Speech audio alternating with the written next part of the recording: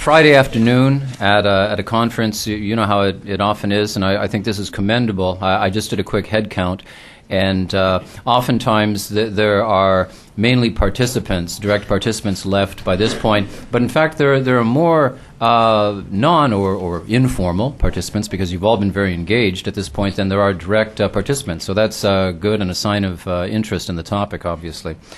We have a shorter lineup for this last session. First of all, Ian Rowlands from the University of Waterloo will be talking about renewable electricity and Canada-U.S. cross-border developments. The title has changed just marginally. The topic remains essentially the same. And then Barry Rabe will be talking about the absence of governance, climate change in Canada and the United States. So we'll have these two presentations. I'll make some comments at that point. We'll open the floor to discussion. And then just a reminder to the direct participants, we'd like to have a brief authors meeting at about 3 o'clock before everyone adjourns and heads to the airport and that sort of thing. So, Ian. Thanks very much, and thank you very much for the opportunity to participate in the workshop today and yesterday. Delighted to be here and offer some views to the title, Renewable Electricity in Canada-U.S. Cross-Border Developments. So what I'd like to do in the 15 or so minutes available to me is to look at a little bit of the ways in which the increased use, desires for the increased use of renewable electricity in either Canada or the United States have been affected by trans-border activities, be that actors, institutions, or structures. I guess one quick definitional term, the term renewable electricity that I have up there, I mean electricity generated by resources like solar, like wind, small hydro, biomass, but I fully understand and accept that this term is socially contested, that many different people have many different ideas as to what this means, as to what green power means, clean power means as well. And one of the points I hope to make in my presentation is that indeed this different kind of definition has also affected cross-border developments. Just a slide about the rationale, and Barry encouraged us to talk about issue framing, and indeed I'll talk a little bit about that towards the end. Electricity is not strictly an environmental issue, but I put this slide up here to highlight the fact that it does have strong environmental dimensions. And if you can't read the numbers exactly, I apologize. It's just a little bit of data from the CEC to highlight the fact that the power sector in North America has substantial air quality impacts. And there you have values about the emissions of smog precursors, acid precipitation precursors, and greenhouse gases as well. And you've got different percentages there for the different countries. As was already mentioned, I think today, the United States uses relatively more coal, and Canada uses relatively more hydropower in its overall electricity production, and that affects the share of the values presented there. Nevertheless, again, my argument is that a consideration of renewable electricity is indeed an important environmental issue.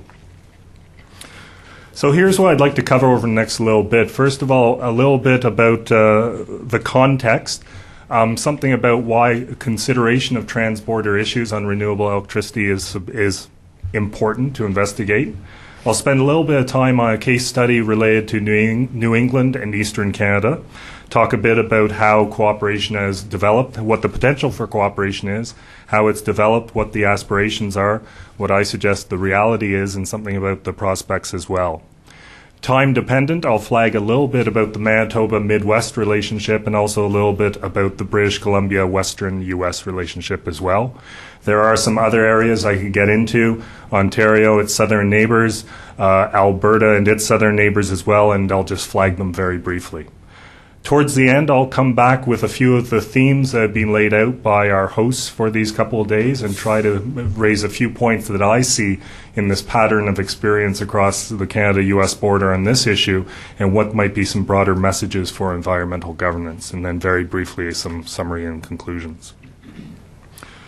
Something about the context and to present a rationale, and there I just have a bullet point about people are interested in considering transborder cooperation on electricity issues broadly because it can serve to increase the efficiency of an electricity system. If you have more generation resources upon which to draw, you have more, for the system operator, more choices with regard to when you have scheduled outages occur. You have more opportunities to explore different investment possibilities as well. Related specifically to renewable electricity, if you take a broader geographical area, and therefore that can include across an international border, it can potentially improve the performance of renewables in electricity systems. Renewable electricity is, as critics say, intermittent, as proponents say, variable. That is, that the electricity is only produced when the resource is available, when the sun is shining, when the wind is blowing. And the cost of electricity storage is generally still such that it's not cost effective to store the electricity. So geographical distribution, diversity, can dampen this variability. We've done some work looking at only the Ontario context. And when we saw that when the 3 southern wind farms in Ontario were joined by a new wind farm in Sault Ste. Marie, the Prince Wind Farm, all of a sudden there was less variability across the system as a whole. Proponents say the wind is always blowing somewhere. That may be too strong a statement, but it's certainly the case that the periods of no wind production fell significantly. Similarly, if you look at a larger area, you have greater resource availability as well. That is, you can look at a broader portfolio of renewable resources if you have a larger area. Again, thinking about the work we've done in Ontario, when we look at wind in particular, we see it as a contributor to nighttime winter demand. When we look at solar in particular, we see it as a contributor to summer afternoon demand. Each of them on their own plays less than, many say, half a role than the two of them together could do. So motivation for thinking about an international context on renewables is with regard to dampening this variability, and also there might well be the scope for economies of scale as well. Economies of scale, of all of a sudden you have a larger market for renewables, and that could get people interested in it. That may serve to reduce production costs. It may also serve to reduce transaction costs.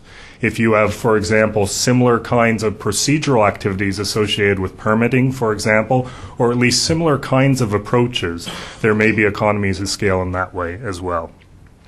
So those are just a couple of comments about why some people are encouraged to think about this issue in a trans-border context. Let me move on and talk a little bit about the case I study in some depth, and that comes from a part of the continent we've already talked about over the past 2 days, and that is the New England area and the Atlantic and Quebec area, the 5 provinces and the 6 states. Here I have just a little bit of information about their respective resources. And for each of the 11 jurisdictions, I've ranked them in order of their generating capacity. So in the United States, Massachusetts is the largest and Vermont is the smallest. In the Canadian side, Quebec down to Prince Edward Island. I've also given you an idea of the predominant resource within each of the jurisdictions. And I guess what starts to come out here is you have different kinds of resources available. In the United States, this part of the United States, fossil fuel, natural gas in particular is important, as is nuclear. In this part of Canada, hydro is very important in absolute terms, but for many of the maritime provinces, fossil fuels are important as well. For thinking about complementarity, I flag this fact as well, and I see that the translation onto the PowerPoint screen does not look as nice as it did in my office 2 nights ago. What that is meant to suggest is that on the left-hand side, that is the United States part of the system, you have a summer peaking system. That is demand driven by air conditioning loads, peaks in the summer. On the right-hand side, the Canadian part, you have a winter peaking system. A lot of heat is provided, space heating provided by electrical means, and therefore that is when the system is at its peak. Because of the challenges and the costs of storage, it's very important to think about when the peak demand is in a system, and there's interesting complementarities here. Just a few quick bullets about the history of bilateral cooperation. I think at least a couple of speakers have already mentioned this. That is that the formal cooperation between this part of the U.S. and this part of Canada dates back over 30 years now, with the conference being established in 1973. And energy issues arose on the agenda of the Conference of New England Governors and Eastern Canadian Premiers in 1978. And perhaps not surprisingly, the intensity of their dialogue about energy issues ebbed and flowed with the intensity of energy issues globally as well.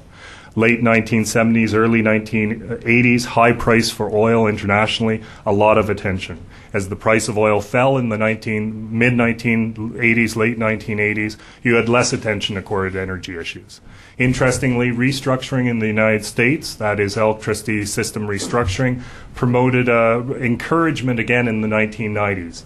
And the New England states were one of the first to develop an independent system operator, an ISO, when given the possibility by the Federal Energy Regulatory Commission.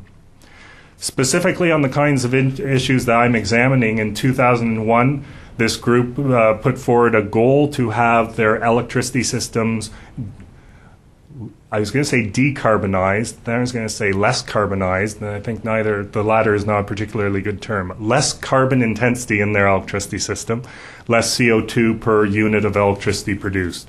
Of course, this would encourage renewables, might also encourage natural gas, might also encourage nuclear power. And during the past couple of years, the premiers and governors have gathered for a number of dialogues, a number of meetings that have looked specifically at energy and occasionally specifically at renewable energy as well. Notwithstanding all those aspirations at the transborder level, I guess I would argue the reality is that there have been subnational priorities.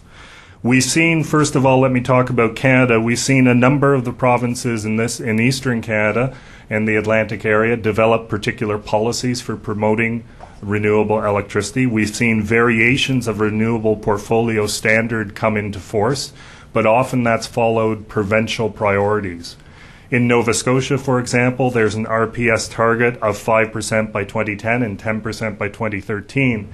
But I find it interesting that the renewable resources have to be located within Nova Scotia. You've got a New Brunswick target of 1% in 2007, ramping up to 10% in 2016. But again, I find it interesting that the renewable resources have to be certified to the Environmental Choice Program, the ECO-LOGO, a Canadian program that is certifying a few U.S. facilities and provides an interesting trans-border element as well. PEI perhaps has the only true RPS in the area. It's got the broadest definition. It has a target of 15% by 2010, and there's no geographical restriction. And again, as I suggested, the broadest interpretation of what is renewable as well. Quebec would argue very much so that it's achieved virtually 100% renewable already, in the sense that I think already been flagged over 95% of its electricity provided by hydro. Quebec has been promoting its wind resources through what many would call an RFP process, request for proposals.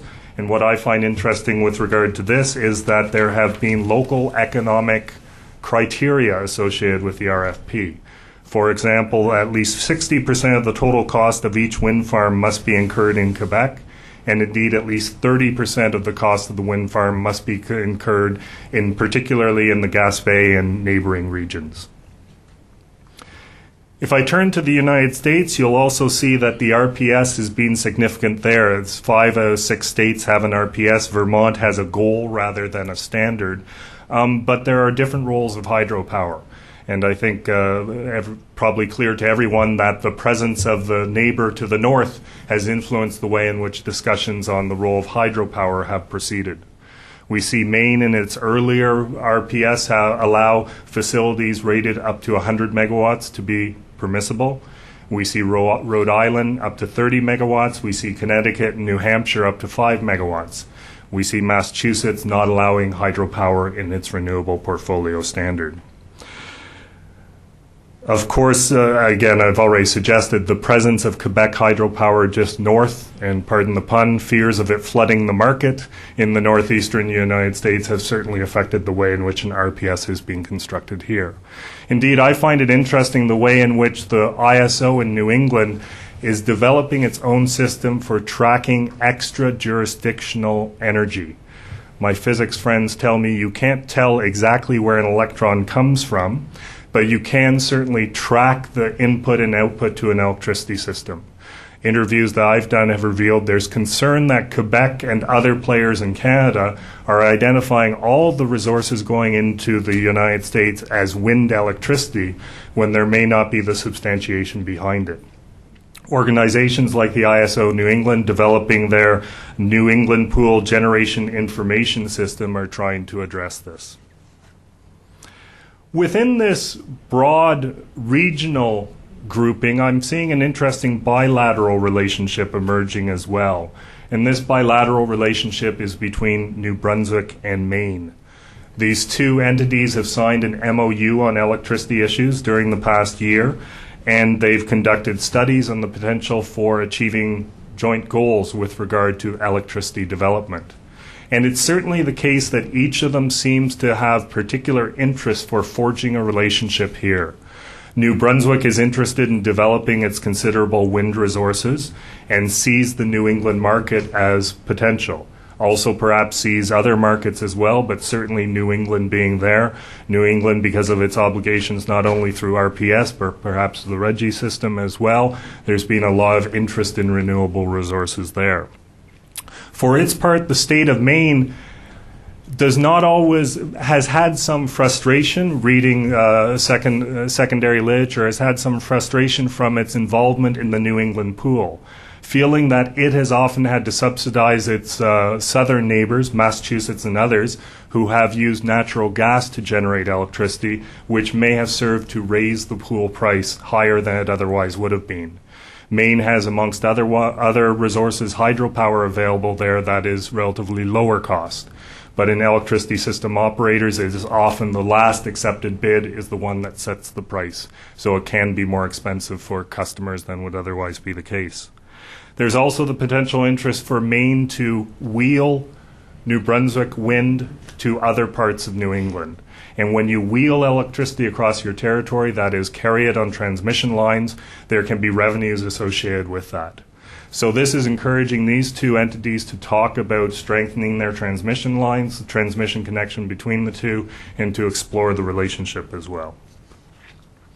I'm cognizant of time, so I'll just, for my other cases, just flag a couple of elements. I'm interested, and depending upon our discussions after the session about how the paper may develop, pay more attention to these other couple of areas.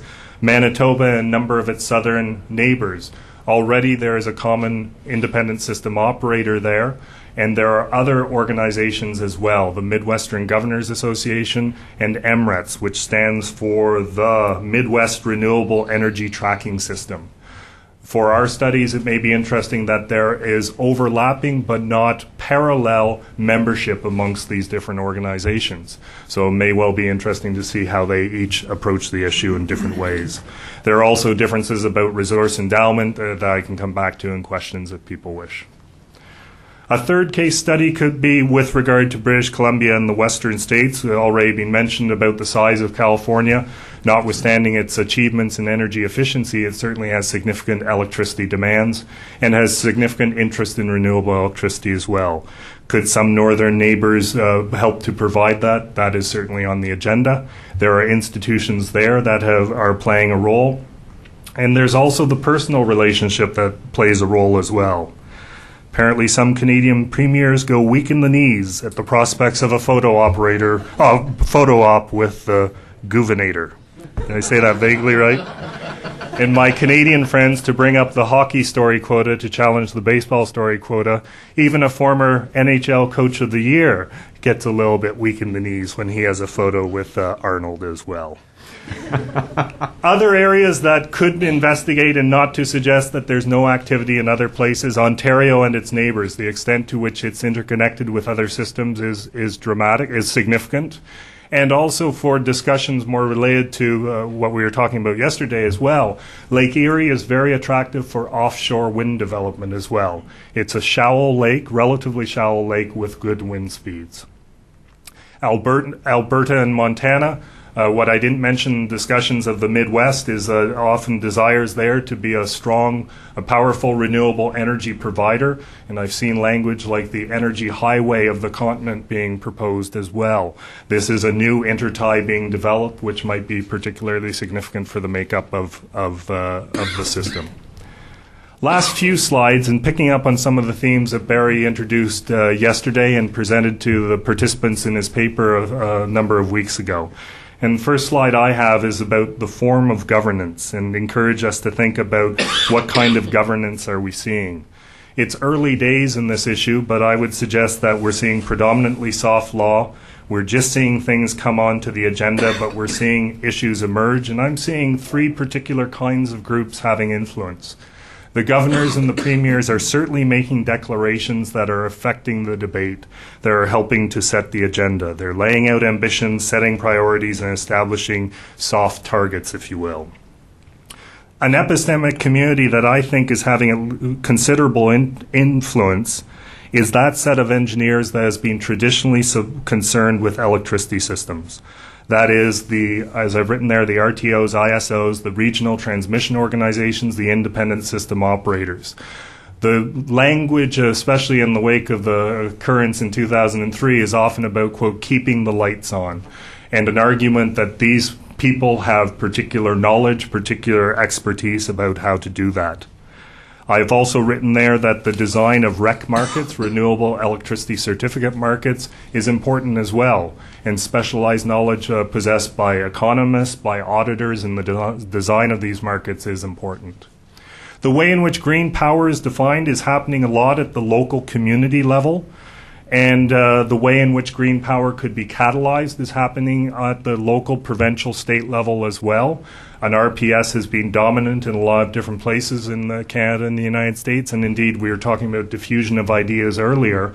I think many suggest the reason why the Maritimes are adopting modified RPSs is because of the U.S. experience. Ideas going the other direction, Ontario's foray into what some call a feed-in tariff, what Ontario's calling a standard offer contract, may in turn be affecting debates in other parts of North America as well. These are two different policy approaches for supporting renewable electricity. I've just written there an analogy at the global level, perhaps discussions about an international renewable energy agency lag behind some of the other more conventional energy bodies we're seeing.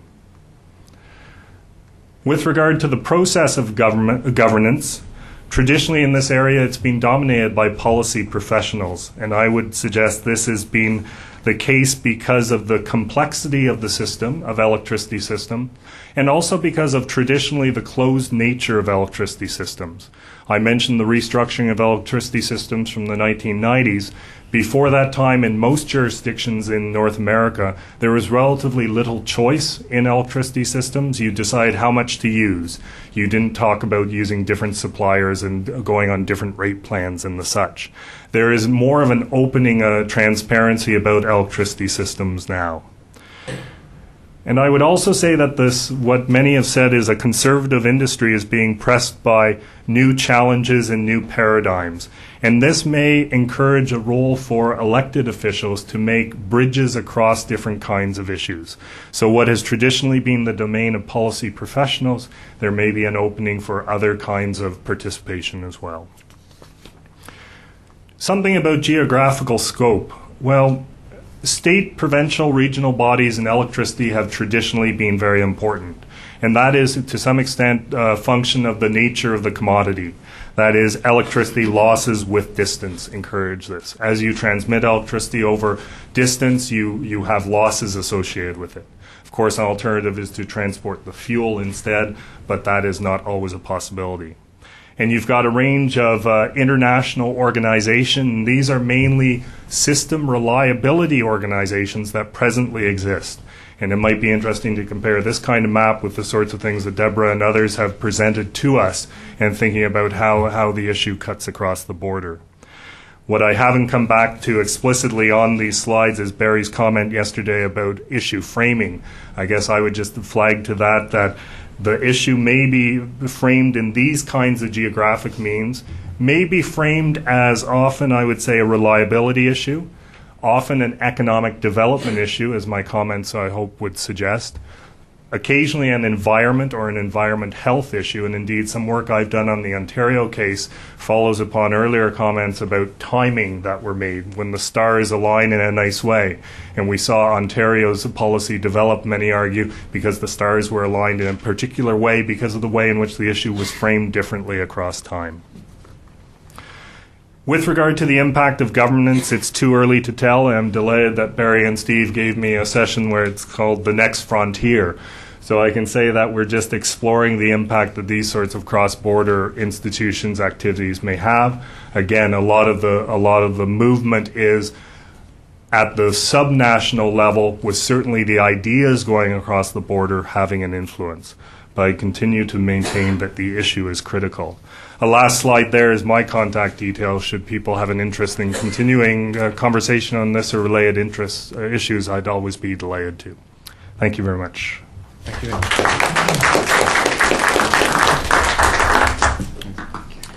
Okay. And now Barry is going to talk about the absence of governance, climate change in Canada and the United States.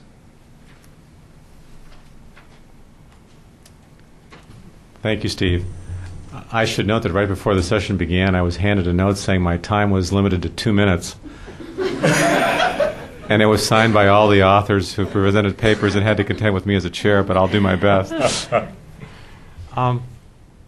In some respects, if this conference had convened 10 years ago, one would not have expected a conversation about climate change in a discussion of transborder governance, because 10 years ago, Kyoto had been signed by the United States and Canada.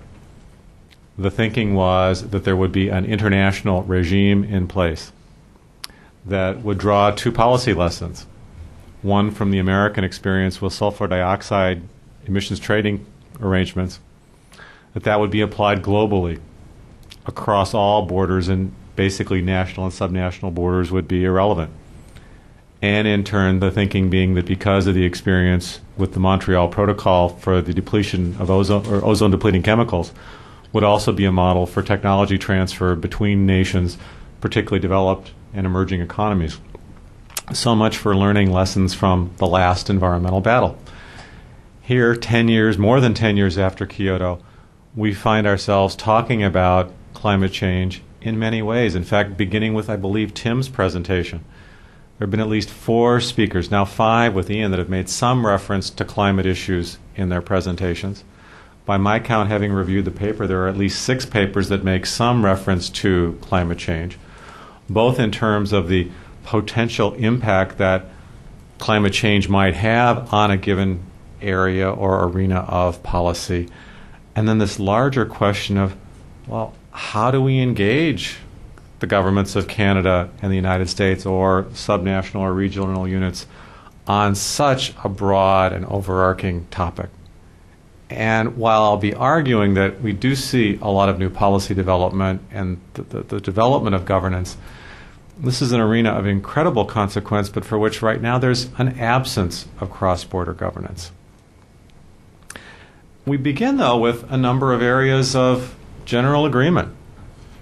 There have been many, many studies published by American agencies, Canadian ministries, by national entities, environmental advocacy groups on climate change and their potential impacts in both nations, and they all essentially say the same thing. The difference is really not so much the source, but the particular time at which the report was issued and what prevailing thinking was on likely impacts, and trying to distill different impacts in different regions of these two countries.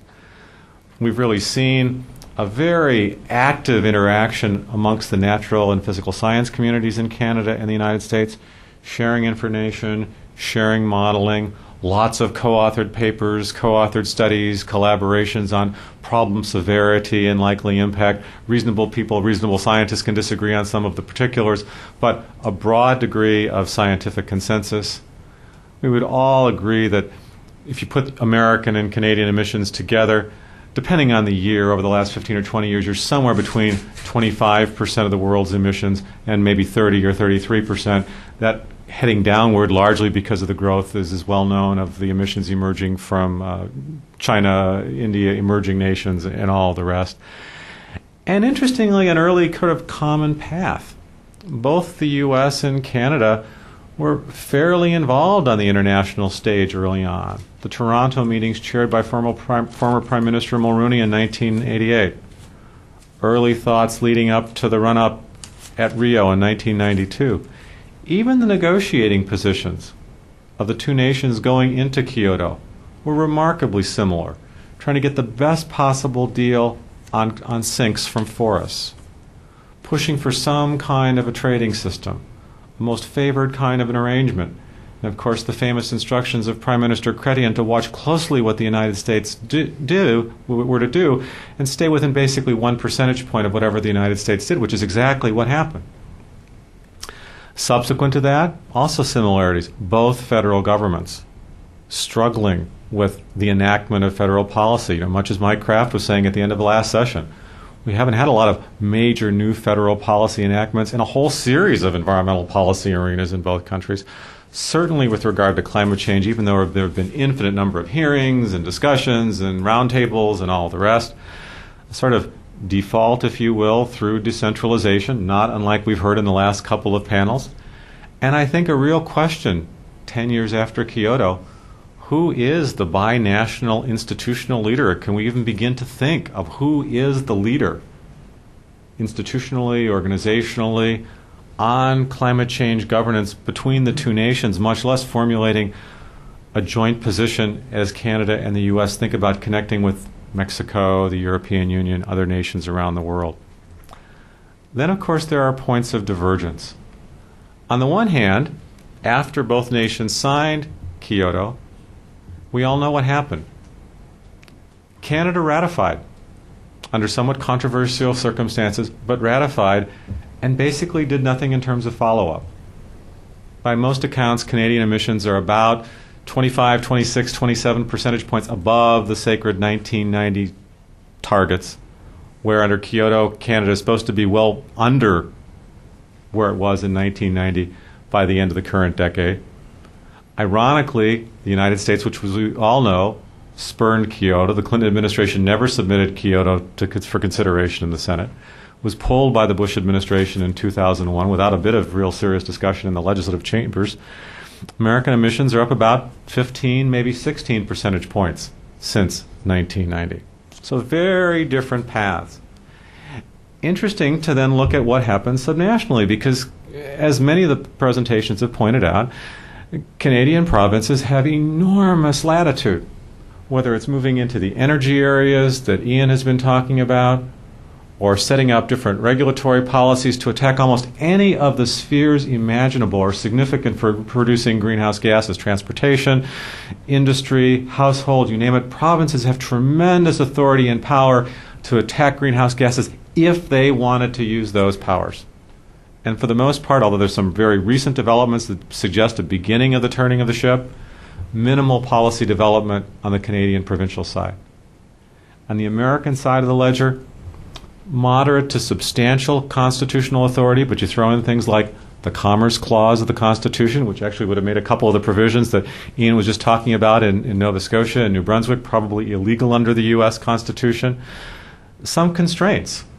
Ask folks in California who are trying to lobby that federal agency not far from where we are to provide a waiver.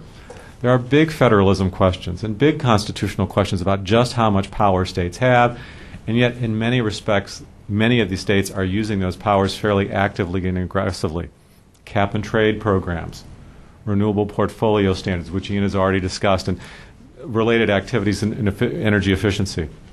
Vehicle emission standards, not just voluntary goals, but targeted emission reductions. The 2002 California bill, not the 2006 Global Warming Solutions Act, which has now been formally endorsed by 12 states and at least rhetorically endorsed by the governors of 12 other states, if in fact the federal government is prepared to offer a waiver.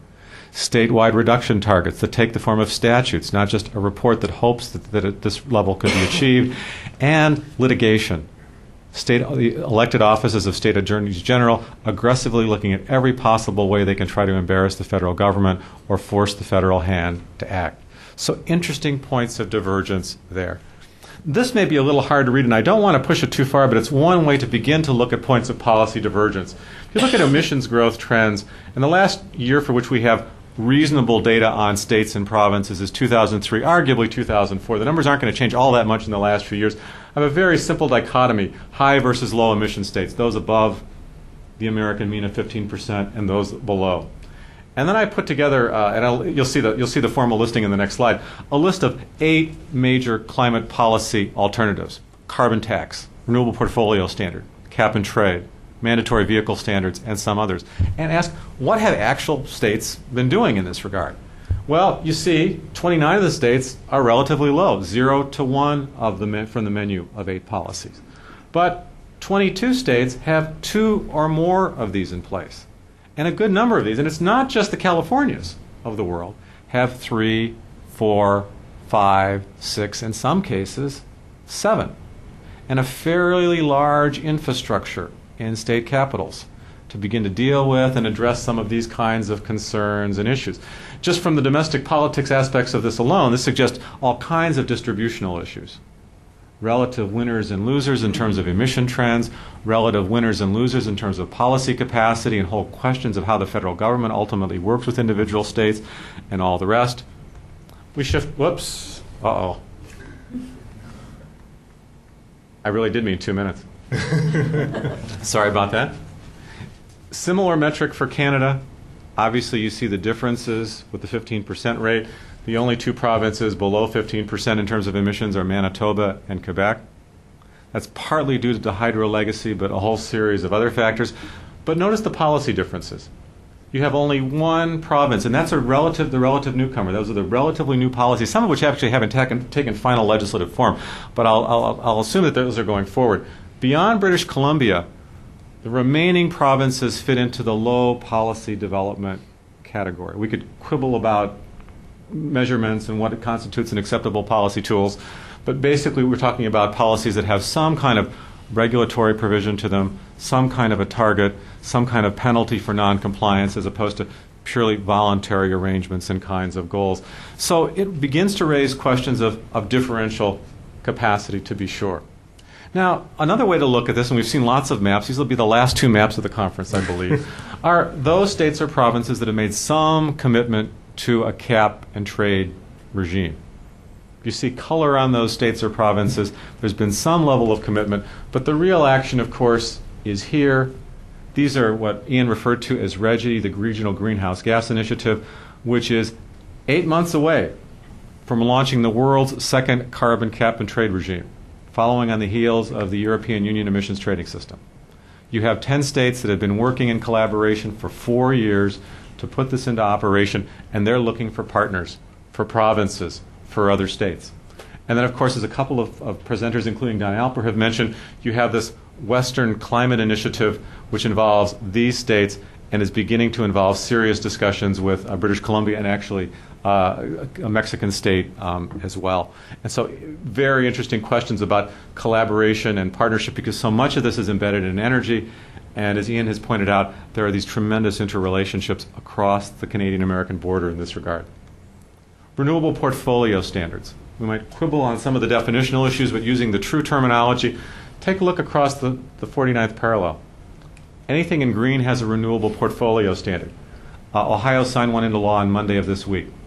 My guess would be Michigan would have one in place before the end of this year.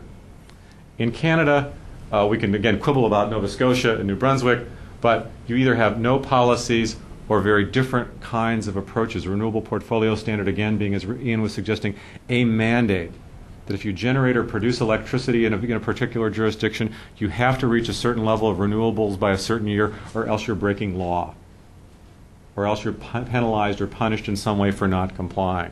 And so can begin to think about some of the cross-border and cross-boundary issues that might begin to emerge. I do think we're beginning to see some possible points of convergence, possible dialogue and discussion. I think the British Columbia case becomes intriguing in this regard, in part because of the formal integration and collaboration with some of the very jurisdictions in the U.S. that you were talking about, Don, but more generally other kinds of partnerships and even possibilities for the beginning of diffusion that cut across from states to provinces, whether it's going north to the south, as in the case of the feed-in tariffs, as Ian was mentioning, or other kinds of mechanisms. It's also a very interesting moment because both federal governments are beginning to more seriously scrutinize the possibility of legislation that would have some kind of carbon cap and trade provision in it. In the U.S., it's most likely to be a 300-page bill called the Climate Security Act, which all three current presidential candidates have said they would sign in some fashion. In Canada, the proposals are a little more vague, the turning the corner provisions and proposals, but more discussion of cap and trade and all the rest. And some interesting partnerships. Some of these are really, really soft arrangements. But some of them begin to move toward more structured governance kind of arrangements, like the possible collaboration between British Columbia, Manitoba, and the states of the Western Climate Initiative. Ian has already talked about some of the collaboration on the East Coast in terms of energy. Manitoba actually entered into the new Midwestern Agreement, or agreement among 6 or 7 Midwestern states to set up a carbon cap and trade zone. There's also an entity called Powering the Plains, which is designed to promote renewable energy and climate-friendly kinds of technologies in some of the Central Plains states, the Northern Plains states, and Manitoba. One lesson from this is that Manitoba will sign any climate agreement under any circumstances and see itself as a part of any bioregion you can possibly want to imagine, but there are other possibilities and points of convergence. That said, I think there really are some interesting questions and cases to be made for expanded cooperation. And interesting to think then about what kind of institutional form that might take. Do you just patch together existing bilateral or trilateral relationships, or how do you go about it? One is the incredibly intense policy development on all aspects of climate in the United States along the Canadian border. If I looked at any of the 8 policy tools that I use to construct my typology, not just renewable portfolio standards, yes, it's a bi-coastal phenomenon, but it also cuts across the north coast of the United States, where there's tremendous economic and energy and industrial interactivity with neighboring Canadian provinces. And as Ian has so nicely illustrated, energy is a north-south phenomenon, certainly electricity in Canada and the United States. And there's this huge problem in cap and trade. There are all kinds of issues and problems in cap and trade, as I'm sure Tim is going to be exploring much more closely in his forthcoming study. One of them is limiting leakage. Think back to the Regi states. That's a pretty big territory, and part of the reason that New York and Maine and Massachusetts down through Maryland have developed a partnership and are trying to bring Pennsylvania and others in is that the larger the territory you have, the harder it is to have the problem of leakage. Basically the question of importing electricity outside the zone that's not covered by regulation. And yet right now, as of right now, January 2009, the switch is going to turn, no pun intended, on Regi. And it's going to create an incredibly perverse incentive for Regi states to import electricity from outside the Regi zone. Those Regi states already get 11% of their electricity from Canada. They're going to be wanting to get a lot more. Or from high coal states, as far away as Illinois under the possibilities of the grid. And so the whole question of leakage, especially when one talks about emission trading or other kinds of systems, become hugely important from this leakage issue. And invariably, leakage across the Canadian border could be a significant one. And a big concern in many northern states is the question of whether this creates a huge incentive for states to literally import more Canadian electricity because it's going to be much cheaper and that there are no regulatory costs imposed unless Canada imposes a similar kind of a structure. And then the issues of renewable energy promotion and protection. I'm really glad Ian talked about some of these definitional issues. Hydro renewable energy source. What about biofuels? What about the nuclear issue? And Ohio is the first state to sort of cross the frontier of considering nuclear as a new renewable energy source under a renewable portfolio standard, and on it goes. And just as he was saying in the case of Nova Scotia, a tendency for individual provinces, and this is where the framing piece comes in, provinces and states to sell the idea of renewable energy not just as a climate tool, but as an economic development strategy. Homegrown economic development, homegrown energy. Jobs, jobs, jobs, to quote my governor in her most recent State of the State message. You have a number of provincial and gubernatorial leaders that have heavily promoted this activity, renewable energy and energy efficiency, as if 100% of the jobs and economic development are going to come from within state boundaries. Given the realities of the movement of electricity, as Ian has so nicely enunciated, that's simply not possible. How do we even begin that kind of conversation? Or do we really want to divide Canada and the United States into 60 different energy fiefdoms, all of which impose protectionist kinds of boundaries on energy and other kinds of sources? And then finally, a case for expanded cooperation. Is it possible for North America or the United States and Canada to emerge as a real international leader on this issue? It's no secret further pursuing the framing issue. But one of the reasons that California and New York and other states have been pursuing this is not just development of renewable energy sources, but development of technologies and skills. And so in a carbon constrained, or whatever we want to call it, economy, that a particular jurisdiction is going to be a world leader. This was clearly a motivating factor for the Doer government in Manitoba 3 or 4 years ago. They were laying out the idea that Manitoba would be the nerve center of the world for carbon trading and everything else, and investing heavily. And much of that policy infrastructure has actually collapsed in the last couple of years.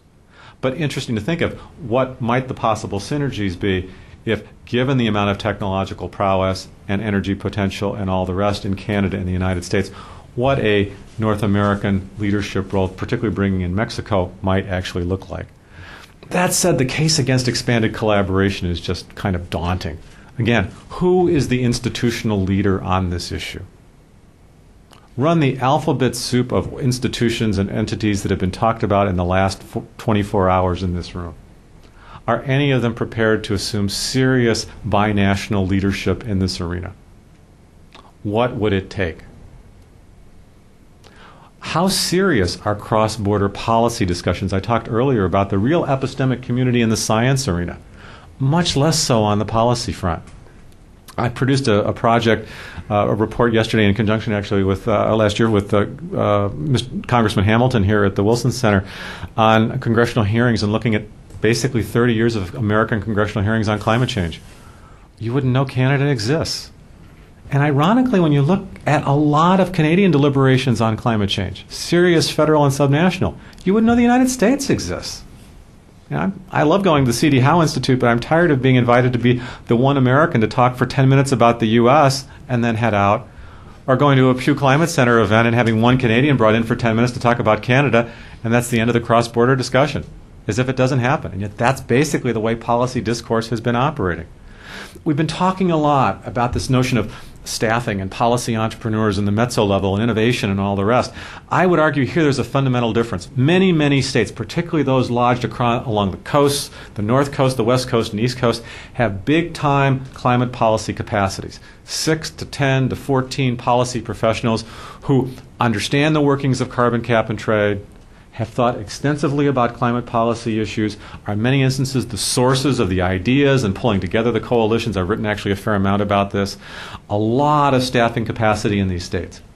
I would argue, and I made this, some of you have heard me make this argument before, you can visit similar provincial capitals and not find similar capacity or commitment in terms of staffing, resource level, and I think there are some big, big cultural differences that begin to emerge. You go into an American state capital, there's a lot of familiarity with cap and trade because all states have been doing it for a long period of time. You go to a provincial capital, there's a lot of resistance. Some of it's normative, some of it's technical, some of it's lack of experience, but there's some real philosophic differences. Should climate policy be voluntary? Should it involve incentives? Should it involve subsidies? Should it involve emissions trading? Should it involve command and control rules and regulations? Well, there are cultural differences between the two countries. And I think they're playing out, certainly subnationally, but even federally in terms of how this might work. And then finally, this question of protectionism. If each enclave and region is trying to present itself, by my content analysis, 28 governors have proclaimed themselves a national leader or one of the national leaders in the United States on renewable energy. I'm not sure how many national leaders you can have. But pretty soon the table gets crowded. And so there are those issues. Finally, where to begin? I think there really are some interesting lessons, and in a revised version of this paper I begin to play with this from the RGGI experience, not just handshakes and memoranda of understanding, but how you can on a multi-jurisdictional basis begin to pull different ministries together, environment and energy, not an easy sell in any government anywhere on earth. They've been able to sustain 4 years of collaboration and are on the verge of launching a cap-and-trade mechanism. There's some very interesting lessons to learn from the multi-level governance system of the European Union. So often in popular presentations, the EU is presented as if on climate that's somehow a unitary system. And even in the second round of the emissions trading system, less than half of the emission reductions that the EU is pledging is going to come from continental cap and trade. The rest is at the discretion of individual member states. Climate is a multi-level governance issue, even in the European Union. And I think also some very interesting lessons. I try to begin to play around with this in the Australia and New Zealand cases, where there's some, as you know, similar asymmetries in terms of scale and size between Canada and the United States, and some very interesting policy development, especially since the election of the Rudd government in Australia within the last year, of how Australia and New Zealand, sort of cocoon economies, are beginning to find ways to work together across an oceanic boundary, but given some commonalities. We're clearly going to see expansion of regional experiments. I would fully anticipate that more of this kind of cross-border activity comes together. And let me just sort of conclude with a proposal for an initial common framework. 3 simple points. And I've actually done a revised version of the paper that goes into this in somewhat more detail than anyone in this room has seen. One is common reporting mechanisms or metrics. A no-brainer, right? Well, those numbers that I put up there before on national, even state and provincial emissions aren't based on emissions reporting. The only jurisdictions that statutorily require carbon emissions reporting in North America are New Jersey and Wisconsin. They're the only ones with real databases. And the only organization that I know of in Canada and the United States that has any expertise on emissions disclosure data is the Commission on Environmental Cooperation, although they haven't really touched carbon dioxide at all. Ironically here, the actual reporting of carbon emissions, at least carbon dioxide, is easy. It's a really simple algorithm based on the amount of fossil fuel that you burn. It's not terribly complicated. But an awful lot of the policies that we've been putting together or talking about are based on estimates and not on reporting. How difficult would it be to have a common metric on reporting of carbon dioxide or other greenhouse gas emissions for Canada and the United States? And institutionally, who would take the lead on that? How would you begin to stitch something like that together?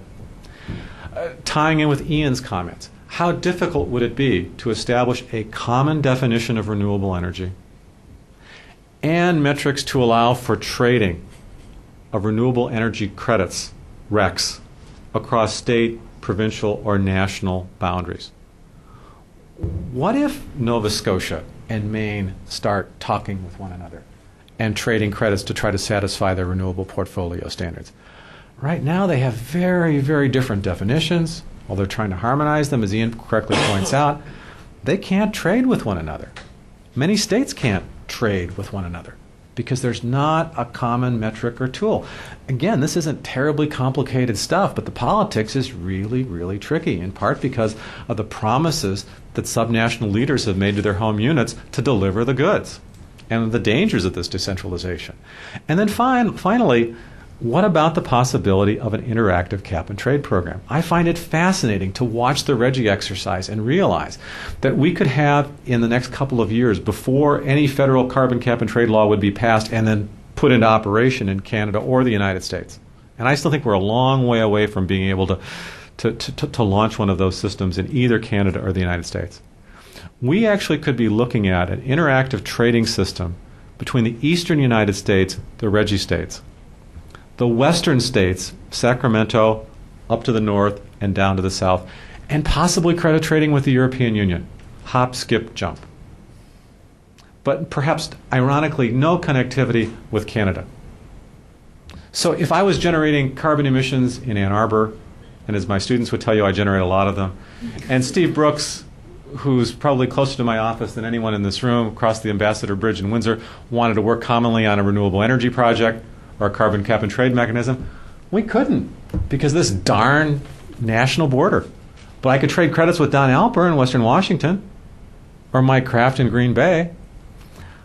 Institutionally, from a governance standpoint, given all that we've been talking about the last 24 hours or so, how would we begin to put together a common framework? Is it purely bottom-up and stitching these kinds of arrangements together? Or are there roles for varying kinds of institutions? Or finally, is it time to think outside the box? And I recognize, as some have said, all the concerns about creating a new institution. We're entering a new century. You've entered a new century of environmental governance. No one was thinking about climate change in 1909. We have no existing institutions at the binational level, or I would argue the national level, in Canada or the United States to deal with this issue. Walk over there and ask those folks at the Environmental Protection Agency how they would feel about trying to implement carbon cap and trade. I talk with them all the time. They're thrilled and they're terrified. They're not set up to deal with it, much less work with the Department of Energy, the Department of Agriculture, the Department of Homeland Security, the Department of Interior, and on it goes. Read a carbon cap and trade bill sometime. It calls for a level of interagency collaboration that is daunting, that looks an awful lot like Homeland Security. We haven't even, quite seriously, we haven't even begun to talk about that. And so that leaves me with a question of whether the time has arisen to try to learn from all of this collective experience and think about this next generation with a major focus on climate change, whether that involves new institutions, reform of existing institutions, or some other kind of a mechanism. With that, I'll close and happily turn it back to you, Steve. Thank you. Thank you.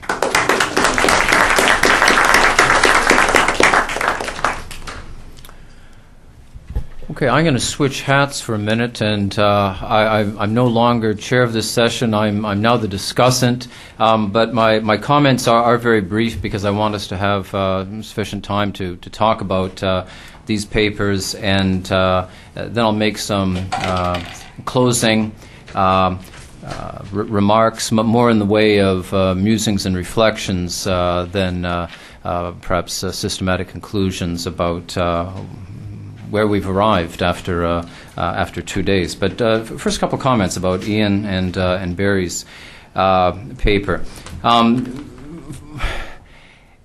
Ian's paper again reinforces one of the prominent themes in this conference, and that is the importance of the subnational level of governance. And I found myself thinking outside this time of the baseball metaphor about a kid's book, which those of you who haven't had young kids for a number of years may not be familiar with. Where's Waldo?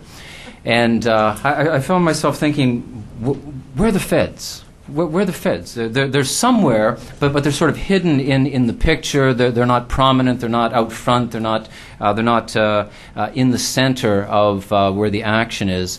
And certainly Ian's paper, as so many before have made clear, indicates that that seems to be where we are in many ways in terms of transnational environmental governance, that the action is really at the subnational level. But I think the special aspect of Ian's paper that really struck me, the first time I read it, and it became more evident to me as I followed the PowerPoint presentation today, is the importance of markets. And I don't think we've used the term explicitly, but markets as drivers. I think sometimes we think of markets as sort of the bad guys, the enemies in the whole picture of environmental governance. But interestingly, markets and interconnections, and in the case that Ian was describing, north-south connections, may also provide opportunities for better and more efficient and more environmentally friendly thinking about these problems. And they come from regional markets and economic connections and hydroelectric contracts and participating in grids that cross the Canada-U.S. boundary. So the transnational networks in renewables that Ian talked about makes sense for, as he said, reasons of economy of scale, reliability of supply. There are other reasons. I loved the verb that he used, wheeling electricity across territory, which can be a very good thing from a number of points of view, economic points of view, encouraging the use of renewables, but also provides economic benefits for the territory across which the electricity is wheeled. And I know that around this table, we don't no one thinks simplistically about economics and environmental protection as being always or even usually adversaries. But I think it's important that we recognize that markets may actually provide opportunities and may go sort of hand in glove with achieving some of the environmental goals that we think are important. I was also struck listening to Ian's talk by, again, a discussion of Canada's decentralized federal state and the fact that so much environmental authority is located at the provincial level, and how this encourages and even requires province-to-state interaction. And so Canadian federalism, which has always been important, always important to an understanding of Canadian politics, turns out, we've talked about this a lot over the last 2 days, to be important in terms of understanding Canada-U.S. interaction across the border when it comes to environmental matters and electricity matters and so on and so forth. We've heard a lot of talk over the last couple of days about epistemic communities, but not very much about the role of engineers in these epistemic communities. We're used to hearing about environmental activists, and we're used to hearing about biologists, marine biologists, and others, and so on and so forth, but not about engineers. And I think one of the things that Ian's paper makes clear is that there is the potential that engineers will become, perhaps already have become, unbeknownst to someone like me, major players in terms of crafting these new cross-national regimes, seeding ideas, providing the information on which policy will be based. But I do have a question too, and it doesn't relate only to Ian's paper, but to all of the papers which have talked about, and I won't say celebrated, but recognized the importance of subnational governments. Is there any sort of downside to this focus on and to the reality of subnational governments? I've found myself, and I think Michael was asking the same question, and I think it is a serious question.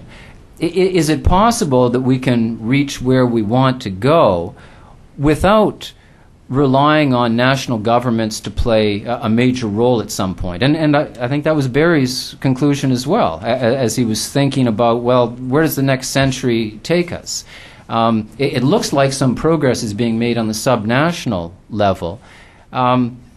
And I don't know the answer to this question, but I just suspect that there may be some limitations as to what we can accomplish if, in fact, 90% of our effort is devoted at that particular level. As I say, I don't know the answer, but it seems to me that the question arises in many of the presentations.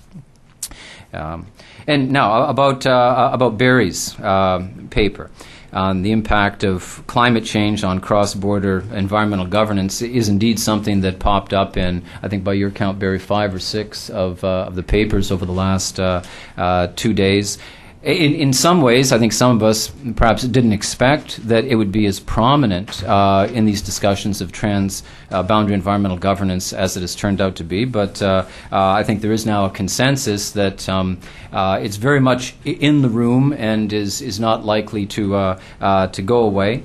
One of the things that fascinated me about Barry's discussion is the divergence in Canadian and American positions and actions on climate change over the last decade, starting from a position, as Barry reminds us in his paper, of some convergence back in the late 1990s. In many ways, in important ways, the governments have followed different trajectories. Why is that?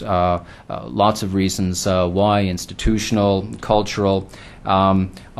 Maybe I can mention the cultural. I had it down here a little bit later. Yeah, I'll mention it first. I was going to return this later on, but since I've talked about cultural differences, I think perhaps I can pursue this now. The cap and trade issue, carbon cap and trade. Barry suggests that the resistance, indeed the ignorance, really, if you were to visit provincial governments, provincial legislatures in Canada on this issue, as opposed to a pretty good level of awareness in a lot of the state capitals, is perhaps culturally linked, that this indicates a difference between Canadian and American philosophies and culture.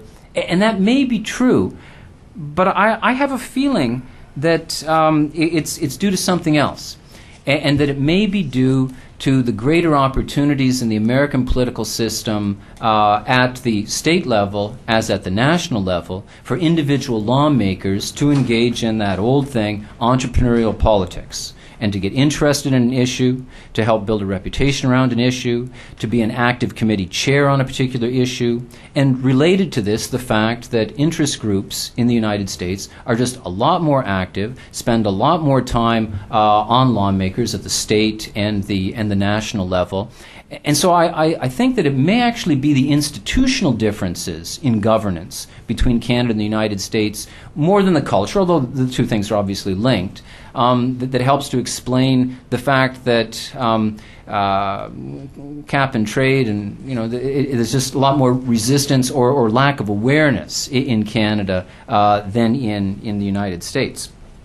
But back to something else that I wanted to mention, and this is Michael Kraft's question of what works and why. And corollaries of these are, of course, where does it work, when does it work, who makes it work, so on and so forth. I think Barry's case of climate change and governance arrangements is a perfect case study for answering Michael's important question about what works and why, where, who's involved, so on and so forth. This is a great test.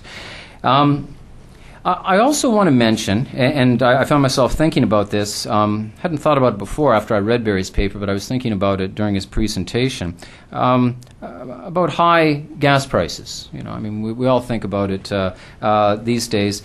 And it just struck me, this is more in the way of amusing than anything else, that the dramatically elevated petroleum prices that we've been experiencing over the last year may actually prove to be the event, if we can describe something that happens over a period of time like that as an event, that provides momentum for some forms of transboundary cooperation, new ideas, new thinking on renewables, new thinking on economies of scale, all of which was out there before, but the momentum increases dramatically, and the receptiveness among various publics may also increase as a result of, again, a market event. That event being the spike in petroleum prices. And I think most of us recognize that the situation is very different from the spike that occurred in the 1970s.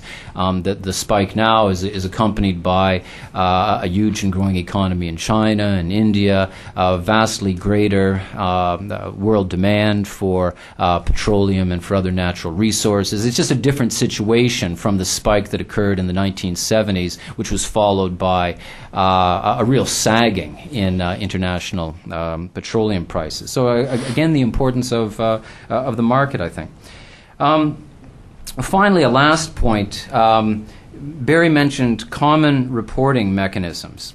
And I think this relates to a theme that has come out of a number of the papers over the last 2 days. This involves a sort of bottom-up approach. Politically, it might be a relatively easy sell to encourage different jurisdictions to get on board and agree to the same reporting mechanisms, good, hard, empirically based reporting mechanisms, as opposed to starting with something top-down, which politically is very difficult if it's even a starter, and that would involve various regulatory limits and caps and so on and so forth.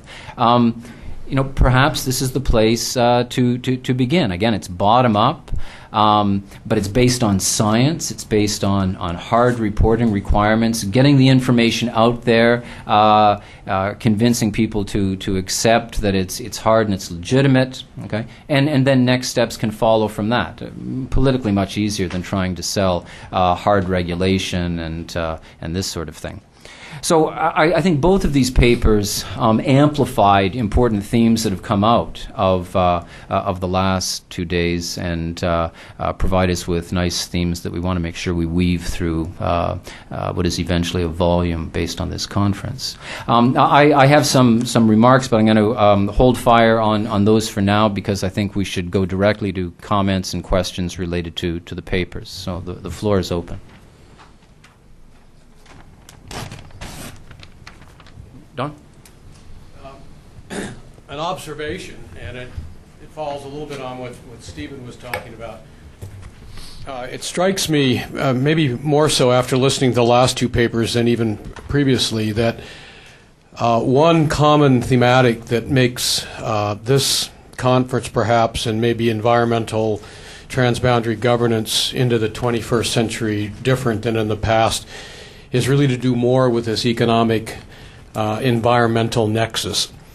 And what I'm thinking about, and this again was pretty well demonstrated in the last two papers, but what I'm thinking about is that all of these issues that we've been talking about, they're integrated economic environmental issues. And so if you think of things like climate change, that's obviously, that's so obvious it bears no discussion, but certainly things like water use and quality are all clearly linked to economic factors and economic questions.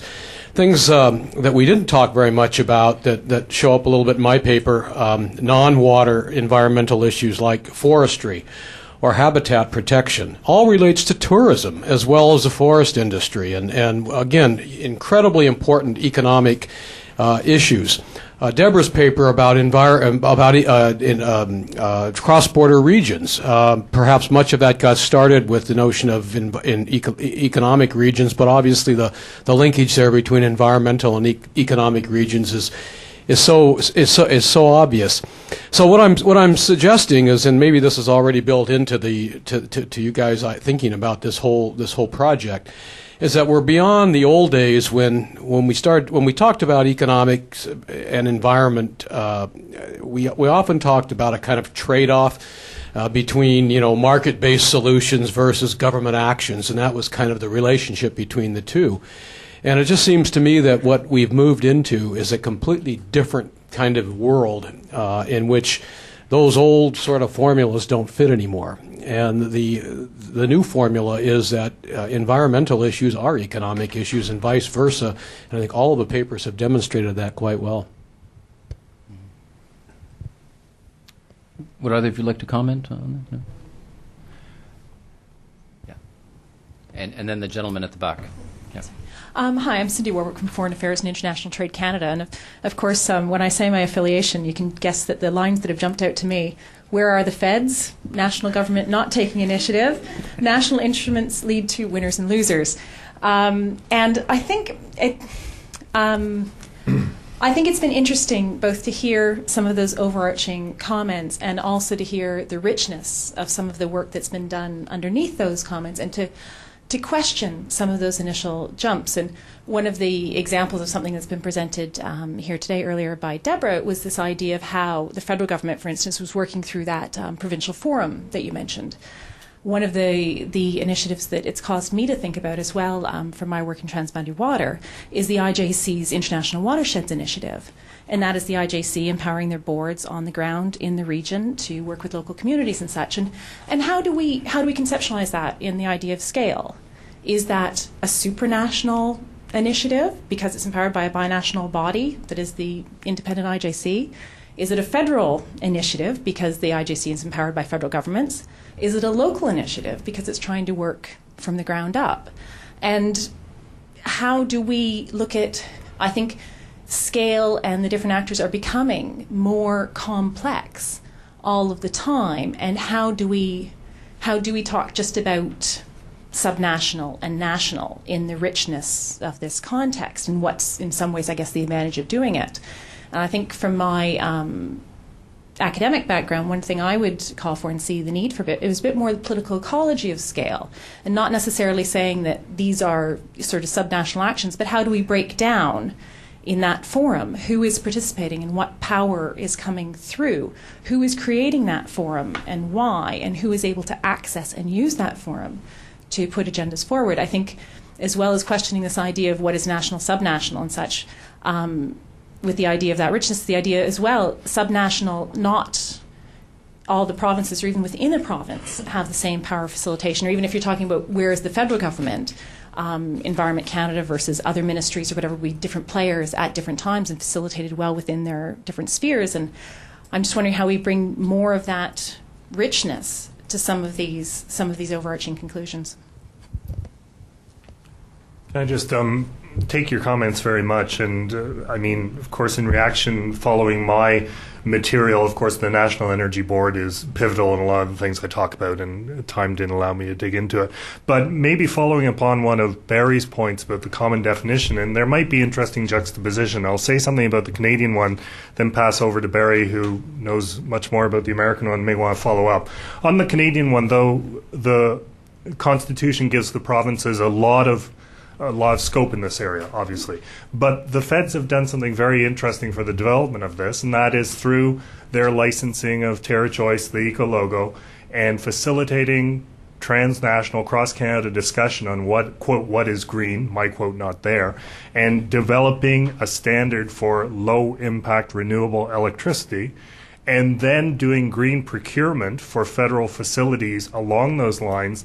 That really was a tipping point, maybe too dramatic, but really I think has set the scene for a broadly accepted definition across Canada.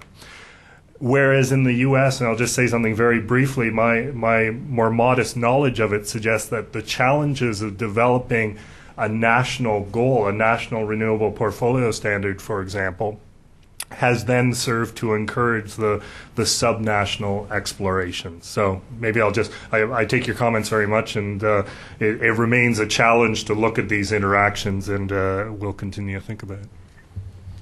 If I might try to bridge the last two comments, I just want to begin by underscoring the point that you raised, or one of the points that you raised, Don, and that is the economic aspect of this and a possible reframing of much of our thinking about these kinds of issues, in some ways compatible exactly with what Steve was suggesting, that really cuts across traditional boundaries, including geographic ones. In fact, perhaps one can go so far with that we almost need to think beyond geographic scale and look at questions like civic engagement and bottom-up political processes and how all of that operates, whether we're talking about the local town hall meeting or lobbying arrangements or the certification of environmental interest groups, what have you. All of these kinds of arrangements and mechanisms certainly come into place. And I can't help but think, and I'm motivated in part by your comment about the gasoline issues.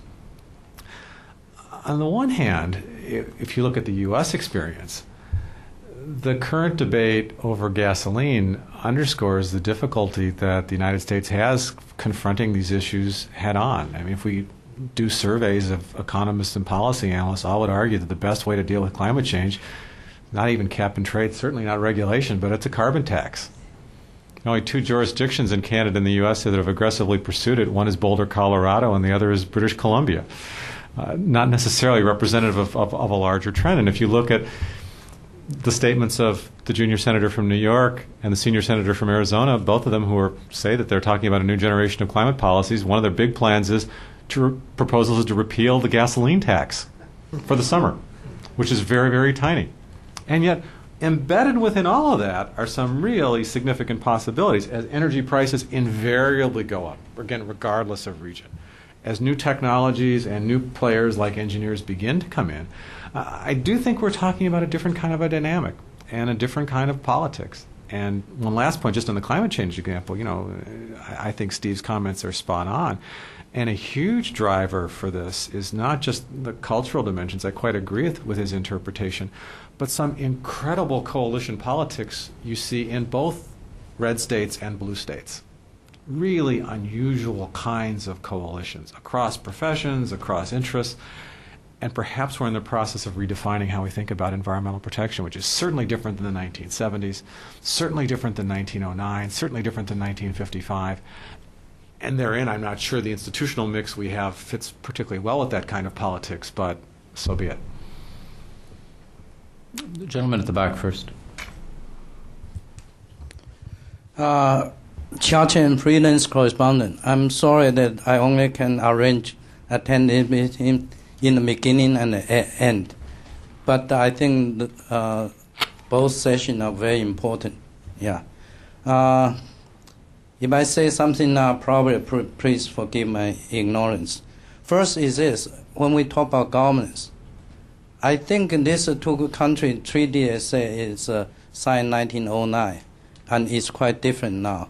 I think the important thing is each country got to get their own policy. You have policy, then you can allow for the regional difference, because regional difference always exists anywhere. And only after this, then the two countries can harmonize both, and then can have this mission and goal, and then every other thing can proceed. And second is this: I want to talk about climate change. Now everybody talk about climate change is on his definition. So I think we have to define and what's territorial climate change. Then only after that we can frame the issue. And second, and the second one, another one is reporting. Reporting is very important because data is the base for your action. And I think both countries have a very good in the communicable disease reporting. Maybe we can patent that and see what the good in there and what can apply there. Because this have to be done. Because this is not just for your action, for your government management. And talk about your energy. You see, you talk about all alternate energy. And I tell you this: U.S. the policy is go nuclear. So keep this in mind. And you are talking about North American to be an international leader. That's very important. Yeah, because I think you are capable and also have all kind of experience to be a leader. But in order to be a leader, I think first thing I talk about is governance. Governance, you have to be done. Thank you. Thank you. Would either of you like to comment, respond?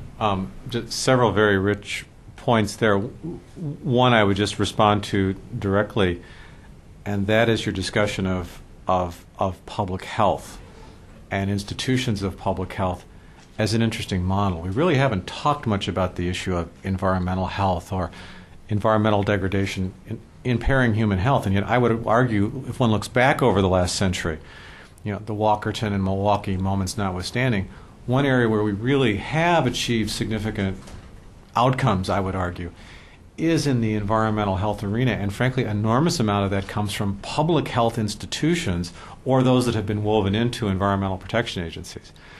Within those entities, whether we're talking about the centers in the U.S., the Centers for Disease Control or state-level counterparts, you have incredible mechanisms for data reporting and an ability to feed that into models to try to project and anticipate and respond very quickly. Now, we can debate how effective those systems are, but you have a level of access to data and a policy structure that is really dealt with, is intended to be sort of proactive and anticipatory rather than, my goodness, waiting for some disaster to occur or a conflict to emerge and then trying to respond to it. So I've long thought that the public health arena, and some of you have heard me wax long on this before, so I'll keep it short, is an interesting model to put more fully into the environmental arena. And I think it also works for climate change as well. And as you point out, and I'm certainly in agreement, it begins with good data.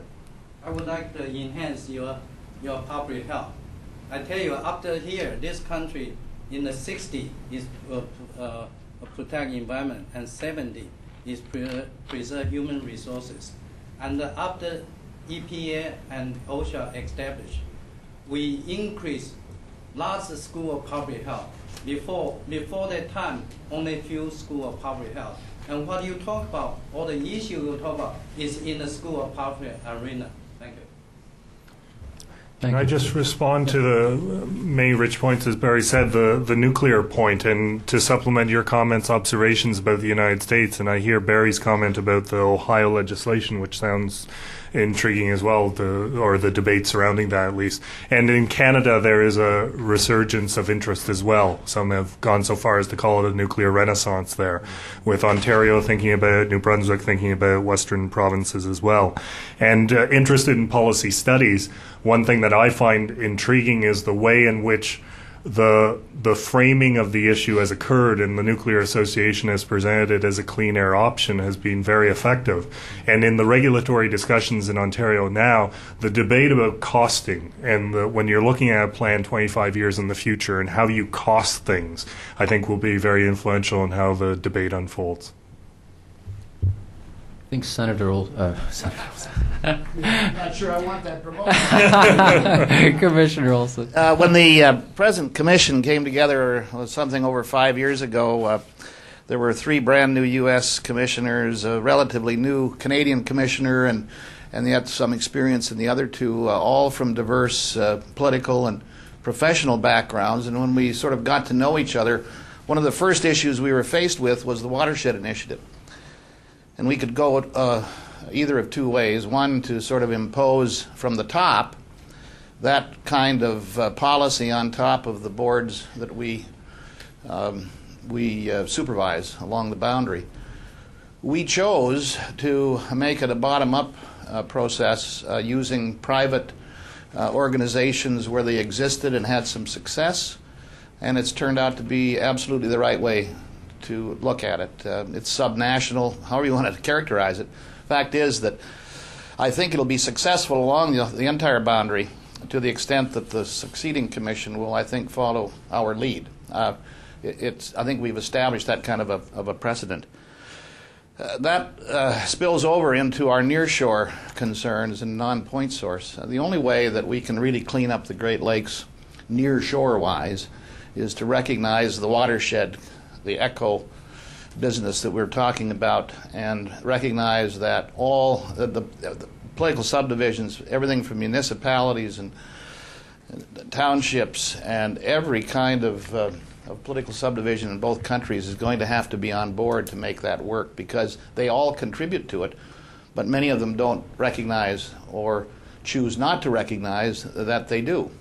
And until we involve them in a concerted effort recognizing the advances we can make, I don't think we can talk about nearshore, we can talk about all of these non-point resources, we won't be able to do anything about it unless the federal agencies need to be, I think, probably the primary leader in a sense, showing the horse where the water trough is.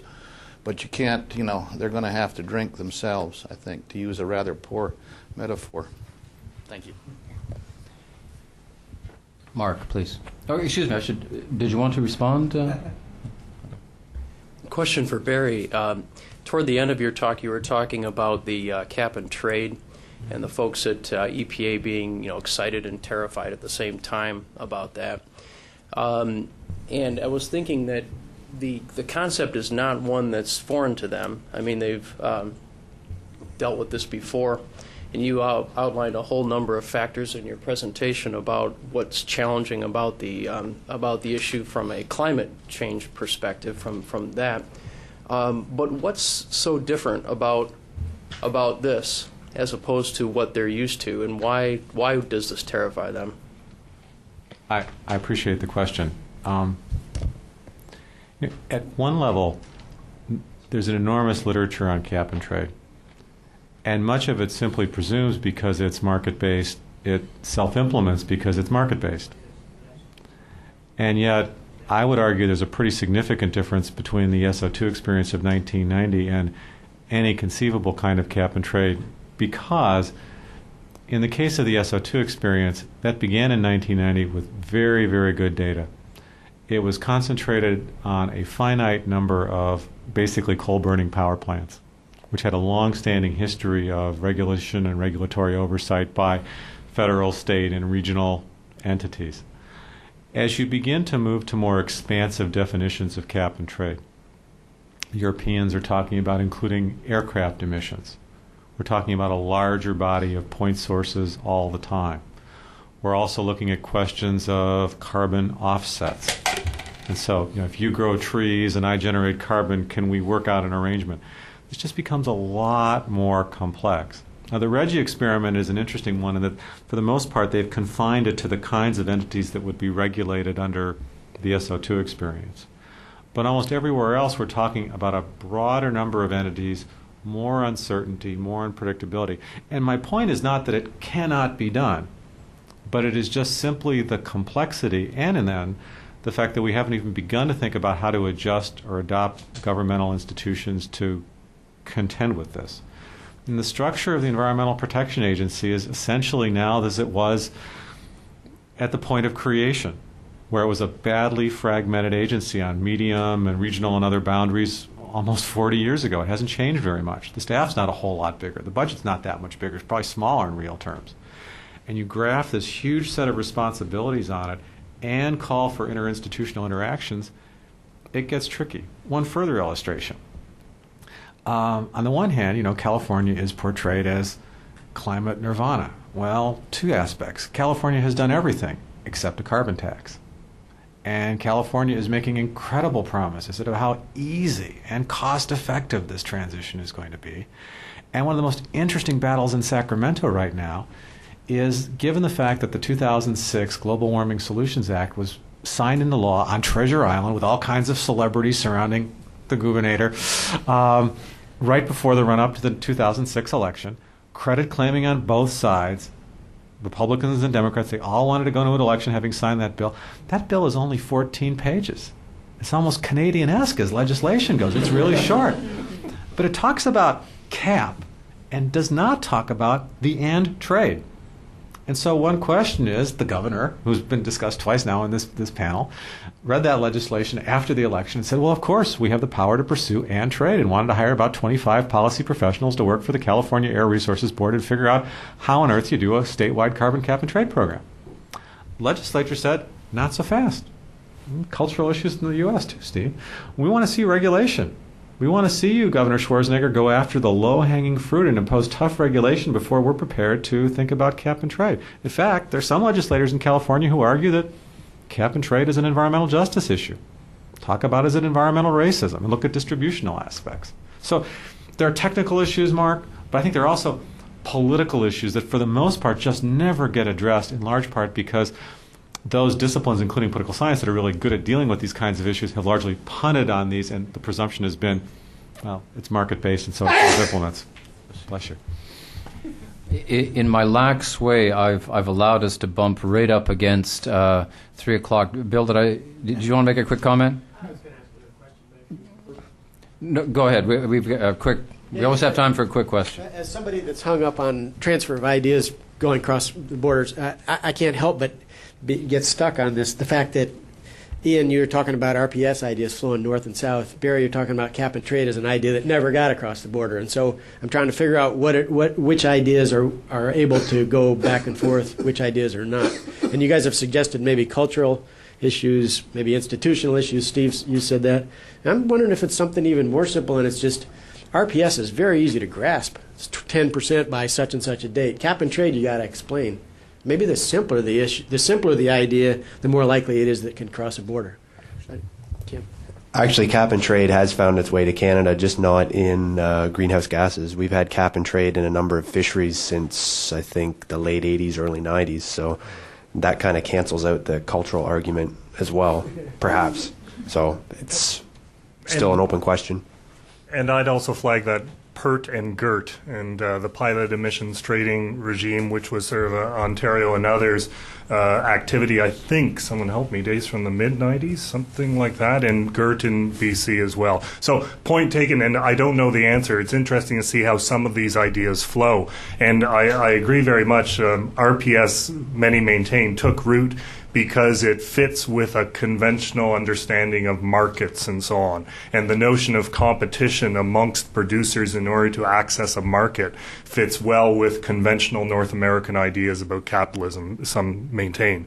And this relatively new idea, European idea of feed-in tariffs, where you sort of flip it on its head, instead of saying a set amount and we'll see what the lowest price is, we'll have a set price, we'll pay you for every unit of electricity you generate, and we'll see how much we get if we don't have a cap.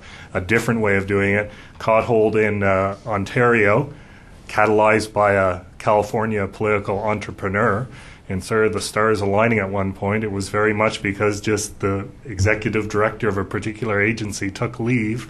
This chap came in for a year and sort of started the ball rolling.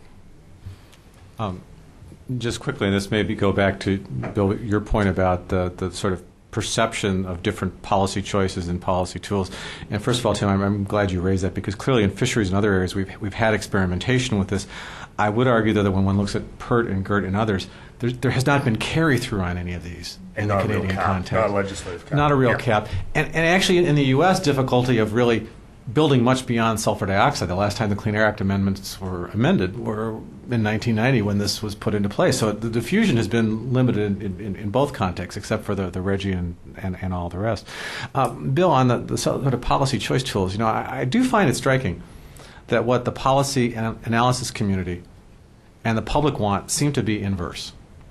You can sort of do a rock, paper, scissors ranking, and there are surveys on this. I've actually done some content analyses. The general hierarchy is that direct carbon taxation is preferable, some kind of cap and trade is next, and then regulation. And yet if you look at surveys, and we've done these in Michigan, I've been involved in a project that compared Michiganians and Pennsylvanians, does the public believe climate change is real? Yes. Does the public want governments at federal and state levels to do something? Yes. Does the government, which policy tools are supported? Ethanol and biofuel subsidies overwhelmingly. Renewable portfolio standards overwhelmingly. Even in Michigan, corporate average fuel economy. I almost fell off my chair when I read that. 80% of Michiganians, no Michigan legislator has ever voted for this, think it's good policy. You go to cap and trade, political support declines dramatically. And we tried asking the question multiple ways. Maybe people don't understand it, maybe not. You phrase the tax question anyway. Electricity surcharge, gas tax, carbon tax. Support just drops like a rock across almost every demographic group. And in that respect, I think public opinion, for the most part of what we know of, Angus Reid and Pew surveys in the U.S. and Canada largely say the same things, which raise really sobering questions about, on the one hand, we talk about civic engagement and commitment and involvement and all the rest, but what kinds of adjustments are individual people prepared to make in their own lives? And policies are they prepared to support, whatever level of government it's at? Thank you. Well, we've experienced some defections, I've noticed, and I know that lots of folks have transportation pressing before long. So if you'll indulge me for 2 minutes, I'm actually going to give you my short version of my short list of themes and issues that I was planning to go through, and then I'll give David Beat the last word.